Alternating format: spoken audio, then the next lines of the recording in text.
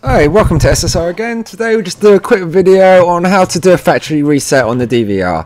Okay, we've got an easy one here. So just go to maintain on the DVR.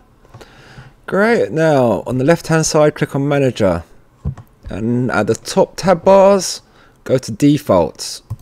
From here we can just simply do a factory default and your DVR will be reset to the state it came in, just like from the factory. Okay, here we go. Yes, continue. Pop in the password.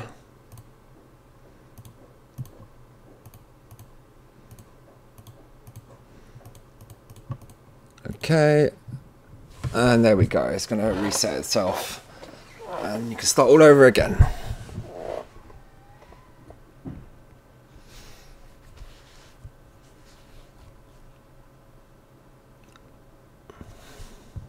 There we go. It's reset.